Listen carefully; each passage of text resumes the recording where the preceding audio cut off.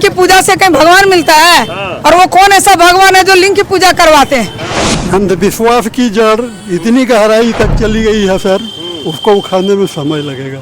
हमारा बाबा साहब से बड़ा भगवान इस देश में, विश्व में नहीं है, देश में नहीं। नमस्कार साथियों, अभी इस वक्त हम झारखंड राज्य के देवघर में अंबेडकर चौक के पास मौजूद है और सामने में दिख रहा है डॉक्टर भीमराव अंबेडकर पुस्तकालय। और यहाँ पर बहुत सारी महिला हमको पंचशील साड़ी में दिखाई दी, तो आइए इन लोग से मिलकर हम बात करेंगे। अपना परिचय बताइए आप। मेरा नाम इंद्रानी भारती है। पूरा एड्रेस बता दीजिए।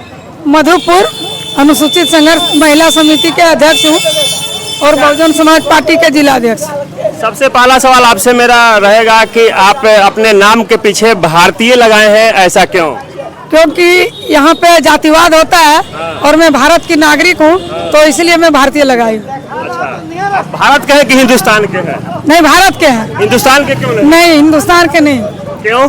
क्योंकि हिंदुस्तान में उसमें रूढ़िवाद आता है, इसलिए मैं रूढ़िवाद से अलग हूँ। आप पंचशील साड़ी क्यों पहने, बताइए हमें। पंचशील साड़ी पहनी हूँ क्योंकि मैं बुद्ध के विचार पे चलती हूँ, बाबा साहब के विचार पे चलती हूँ, और ये पंचशील जो है शांति का प्रतीक है, इसलिए पंचशील साड़ी पहनी हूँ अपने बुद्ध के विचार को आगे बढ़ाने के लिए। आप पंचशील साड़ी धारण करने से पहले किस धर्म को मानते थे? पहले मैं हिंदू धर्म को मानती थी, लेकिन जब से मैं बहुजन समाज पार्टी में आई, महापुरुषों का विचारधारा अवगत हुआ, तब से मैं रूढ़िवादी को छोड़ के और मैं बौद्ध धर्म को मानती हूँ। अच्छा, पहले तो आप व्रत त्योहार भी करते होंगे? जी, पहले मैं व्रत त्योहार भी करती थी, बहुत पूजा पाठ करती थी, क्योंकि मुझे जानकारी नहीं थी। और बीएसपी में आने के बाद ही मुझे सारे महापुरुषों की जानकारी हुई, तो मैंने जब उससे मुझे कुछ मिला ही नहीं है तो उनको क्यों मानूं? करवा चौथ तीज तक करते होंगे? बिल्कुल नहीं। पति का फिर लंबा उम्र कैसे होता होगा? पति का लंबा आयु व्रत और त्योहार करने से लंबी आयु होती है। ये एक रूढ़िवाद विचारधारा है, ये मनगढ़ंत है, इसको मैं नहीं मानती। तमाम महिला तो मानती है इस बात को? तमाम महिला मानती है, क्योंकि महिला को डर है, वो जानती नहीं है अपने इतिहास को, अपने महापुरुष को। और अगर बाबा साहब भी हमेशा रूढ़िवाद में फंसे रहते तो आज हम महिलाओं को जो ये चमक धमक देखने को मिल रहा है, पढ़ रहे हैं, लिख रहे हैं, IAS IPS बन रहे, ये नहीं होता। इसलिए मैं सभी महिलाओं से अनुरोध करती हूँ कि वो रूढ़िवाद विचारधारा को छोड़ के और हमारे बौद्ध धर्म की विचारधारा पे चले, जिसमें समानता है। और रूढ़िवाद विचारधारा में जातिवाद फैला हुआ है और हम लोगों को जाति के नाम पर बहुत प्रताड़ित किया जाता था, अभी भी है, लेकिन हम लोगों को जागरूक होना पड़ेगा। जिस दिन हम लोग पूरे जागरूक हो जाएंगे, उस दिन से भारत से रूढ़िवाद खत्म हो जाएगी। कुछ महिलाओं का मानना है कि हम सरस्वती का पूजा करेंगे तो हमें विद्या मिल जाएगा, लक्ष्मी का पूजा करेंगे तो हमें धन मिल जाएगा, उन लोगों का क्या करेंगे? अगर सरस्वती का पूजा करने से विद्या मिल जाती तो इतने दिन से सरस्वती भारत में थी, हमारे पूर्वज को विद्या क्यों नहीं मिली? हमारी विद्या की देवी अगर कोई है तो माता सावित्री बाई फुले है, राष्ट्रपिता ज्योतिबा फुले है, फातिमा शेख है। ये सरस्वती से कभी विद्या नहीं मिल सकती। आप देवघर में रहते हैं, देवघर में जल ढारने गए हैं कि नहीं कभी? आप कभी नहीं गए हैं? नहीं गए हैं। बहुत दूर दूर से लोग आते हैं कि वहाँ हम जाएंगे तो हमारा कल्याण हो जाएगा। सबसे पहले तो मैं बताना चाहूंगी कि ये जो देवघर में जल ढारते हैं वो तो बिल्कुल गलत है। महिलाओं को तो जाना ही नहीं चाहिए, लेकिन हमारी महिलाएं अभी क्यों नहीं जाना चाहिए? क्योंकि वहाँ लिंग की पूजा होती है। अब ये बताइए, लिंग की पूजा से कहीं भगवान मिलता है? और वो कौन ऐसा भगवान है जो लिंग की पूजा करवाते हैं? ये महिलाओं को सोचना चाहिए कि हमें उस रूढ़िवादी मतलब गलत परिणाम से अलग रहे। मैं तो कभी नहीं गई हूँ, और मैं सारे महिलाओं को जो हमारे साथ आई, मैं कहना चाहूंगी कि इस पाखंड से आप लोग बाहर निकलिए, तभी आप लोग का, हमारे बाल बच्चे का भला होगा। आप बोल रहे हैं लिंग का पूजा करने जाएंगे, किसी का धर्म क्या आप आहत कर रहे हैं? बिल्कुल धर्म का आहत नहीं कर रहे हैं, ये बिल्कुल सत्य है। बाबा साहब ने कहा था, पहले जानो फिर छानो, उसके बाद मानो। हम जानते नहीं है, छानते नहीं और मान लेते हैं। जो अभी कर्म कांड में उलझे हुए हैं, तमाम 33 करोड़ देवी देवता में उलझे हैं, उन महिलाओं लोगों को क्या कहेंगे? उन महिलाओं लोग को मैं ये कहना चाहती हूँ कि अपने बच्चे को स्कूल भेजें, आप पढ़ाएं, शिक्षित कराएं। वो शिक्षा वह शेरनी का दूध है, जो पिएगा वो दहाड़ेगा, जो आप मंदिर में जाते हैं अपने बच्चे को विद्यालय भेजें। अगर मंदिर में भेजेंगे तो 1 नंबर भिखारी बनेगा और विद्यालय में भेजेंगे तो क्लास 1 का अधिकारी बनेंगे।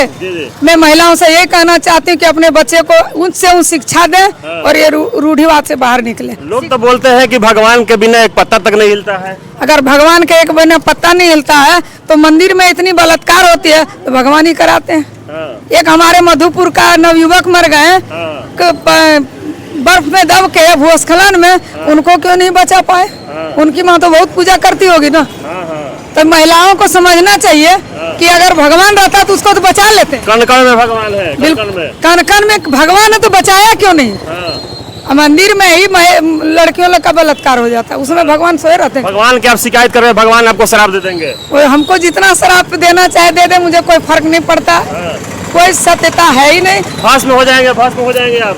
बिल्कुल नहीं, ऐसा कुछ नहीं है। एक चीज मैं बता रहे हैं, जिसको मन में डर है उनको डर लगता है, मुझे कोई भगवान से डर नहीं है। एक चीज बताइए, पाकिस्तान में बता रहा है कि ये जो भोले बाबा है वो बंद है और उसको बोलता है कि अगर आदमी ले जाके जल छिड़क देंगे तो वो निकल जाएंगे। तो वो कैसा भगवान है जो पिंजरे में बंद है? मैं पूछना चाहती हूँ भगवान से। क्या क्या आप ही बता दीजिए, क्या कहना चाह रहे हैं? कहने चाह रहे हैं, अगर यदि देवी देवता पूजा करने से अगर यदि भस्म कर देगा तो पाकिस्तान और बांग्लादेश को पहले देवी देवता जाके भस्म कर दे, हम लोग आजाद से वहां जाके भी राज करेंगे। ये सब मनगढ़ंत है, ये सब कुछ है नहीं। बाबा साहब का जो मूल मंत्र है, शिक्षित बनो, संगठित हो, संघर्ष करो, मानवता के आधार पर लोग इसको अमल करें और महिलाओं को सम्मान करें। महिला जब तक नहीं जागेगी अंधविश्वास खत्म नहीं होगा। यही मूल मंत्र है बाबा साहब का। जय भीम बाबा साहब। अच्छा, महिला लोग तो बोले कि हम लोग लिंग का पूजा करने नहीं जाएंगे देवघर में रहते हुए। आप तो जेंट्स हैं, आप तो जाते होंगे? नहीं भाई। अच्छा, एक चीज बताइए, हम वैसा विवाद में नहीं पढ़ना चाहते हैं, लेकिन शास्त्र में देखिए जो हिंदू धर्म का शास्त्र है, किसको पूजा होता है? जो हजारों महिला को नचाते हैं, जो खूनी हैं, जो हत्यारा है। आज भी देश में आज हत्यारे लोग का पूजा होता है। हत्यारा लोग का पूजा एकदम होता है। भगवान है, भगवान है। अरे भगवान है तो अच्छा, एक बात बताइए, हमारा बाबा साहब से बड़ा भगवान इस देश में, विश्व में नहीं है, देश में नहीं। जो कलम से जो ज्ञान दिए हैं, इससे बड़ा सरस्वती और देवी देवता क्या है? कुछ नहीं है। एक खाली मनगढ़ंत है, बिजनेस है। अपना बिजनेस फैलाने के लिए ये सब मनगढ़ंत बना के रचा गया है। कौन बिजनेस बनाए हैं? अब जो पाखंड है, जो पाखंड लोग हैं, वो लोग, अगर जो भी पाखंड है, मनुष्य में जो पाखंड है, वो लोग मनगढ़ंत बनाया है अपना बिजनेस करने के लिए। एक बात बताते हैं, ठीक है, आप मेरे साथ चलिए, आप मीडिया कर्मी हैं।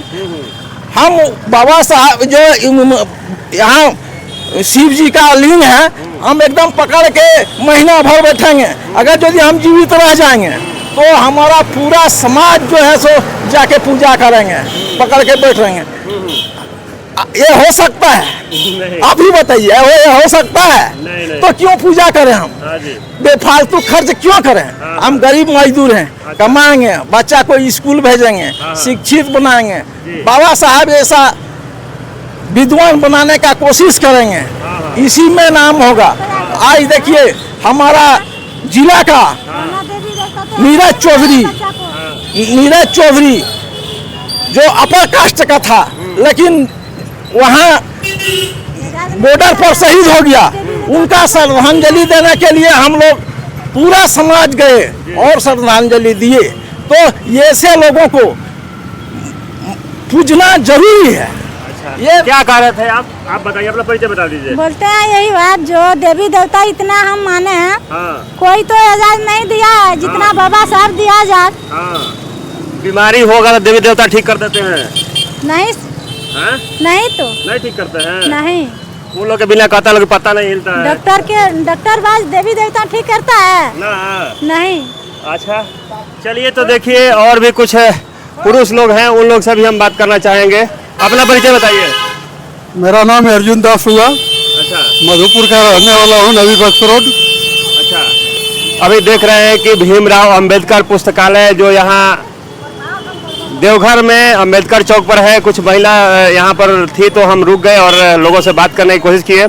महिला लोग का कहना है कि पूजा पाठ से हमारा कल्याण नहीं होगा, आपका क्या कहना है? बिल्कुल सही बात है। सबसे पहले तो आपको मैं आपके जो है वो चैनल को समता विचार मंच जो हम लोगों के बीच में आए, धन्यवाद देना चाहूँगा और उम्मीद करूँगा कि बराबर हम लोगों के बीच में रहिए, हम लोगों के विचारों को प्रसारित कीजिए। बिल्कुल बिल्कुल। ये समता विचार मंच का एक ही लक्ष्य है कि आप लोग के विचार को ही हम ज़्यादातर फैलाने की कोशिश करते हैं, दूसरे के विचार को फैलाने की कोशिश नहीं करते हैं। क्या कहना चाहेंगे इस विषय में? आपके पूजा पाठ होना चाहिए या नहीं होना चाहिए? पूजा पाठ नहीं होना चाहिए। क्यों? मैं बचपन से ही इस चीज़ का देखते आ रहा हूँ कि पूजा करने से कुछ नहीं होता है। सबसे बड़ा चीज़ है मेहनत और कर्म। अगर मेहनत और कर्म करेंगे तो हम जो चाहेंगे वो हासिल कर सकते हैं। कुछ लोग का कहना है कि कर्म भी करना चाहिए और धर्म भी करना चाहिए। धर्म बिल्कुल अंधविश्वास है। हाँ। अगर यदि धर्म से बहुत कुछ होता कि आज विश्व में हमारा देश जो सारे देवताओं का गढ़ कहा जाए, करोड़ों करोड़ों कोटि कोटि देवताओं का, तो सबसे ज़्यादा संपन्न रहता, सबसे ज़्यादा शिक्षित रहता। लेकिन ये दुर्भाग्य है कि जितने हमारे यहाँ देवता देवी भक्त हैं उतने ही हम लोग गरीब हैं और उतने ही हम लोग जो अपने अशिक्षित भी हैं। मोदी जी तो स्मार्ट इंडिया बना रहे हैं। मोदी जी का तो ढिढोरा पीटना काम है महोदय। ढिढोरा पीट के ही अपना कुर्सी संभाले हुए हैं। जिस दिन ढिढोरा पीटना बंद हो जाएगा उस दिन कुर्सी भी उनका मुनासिब नहीं होगी। कुछ लोग का मानना है कि मोदी जी आए तब ही राम मंदिर का जो फैसला हुआ हिंदुओं के पक्ष में आया। उन लोग क्या कहेंगे? यदि मोदी जी आने के बाद में फैसला हुआ तो इतने दिनों तक कोर्ट में क्यों लंबित रहा? तो इसको तो मैं नहीं मानता हूँ। ये तो कोर्ट का फैसला हुआ। कोर्ट ने जो भगवान कहिए चाहे रामचंद्र कहिए चाहे राजा कहिए, उनको जो आसन दिया, उनके मंदिर बनाने का अनुमति दिया। तो आपके कहने का मतलब कि वो कोर्ट में नहीं जाना चाहिए था? भगवान में इतनी शक्ति थी तो ऐसा ही फैसला हो जाना चाहिए था। खुद बना लेते वो बनवा लेते वो मनुष्यों का मनोवृत्ति चेंज कर देते कि भाई यहाँ स्थापना होना चाहिए, स्थापना कीजिए। तो वो तो नहीं किए। हमारा कोर्ट जो है उसका फैसला सुनना है। आप देवघर में रहने वाले हैं, देवघर में शंकर जी पे जल चढ़ाने जाते होंगे? कभी नहीं गया हूँ। कभी नहीं गए हैं? कभी नहीं गया हूँ। अरे हजारों हजारों कोस से दूर लोग आते हैं, बोलते हैं कि मेरा मन्नत पूरा होता है। अंधविश्वास की जड़ इतनी गहराई तक चली गई है सर, उसको उखाड़ने में समय लगेगा, तुरंत नहीं हो सकता। प्रयास कर रहे हैं। कर रहा है। हम लोग जो है तो समाज में जाके इसे अंधविश्वास के से कैसे उभरे उसमें काम कर रहे हैं और बहुत कुछ आज देखने को मिल रहा है कि अंधविश्वास से मुक्ति मिल रहा है। जो परिवर्तन होगा, अवश्य परिवर्तन होगा। जो जगदेव बाबू का कहना था कि पहला पीढ़ी गोली खाएगा, दूसरा पीढ़ी जेल जाएगा, तीसरा पीढ़ी राज करेगा, तो क्या लगता है कि तीसरी पीढ़ी हम लोग का जो आएगा वो राज करेगा? तीसरी पीढ़ी आ चुकी है। मुझे ऐसा विश्वास है और हम लोग राज करेंगे, ये भी मुझे विश्वास है। चलिए, बहुत बहुत धन्यवाद।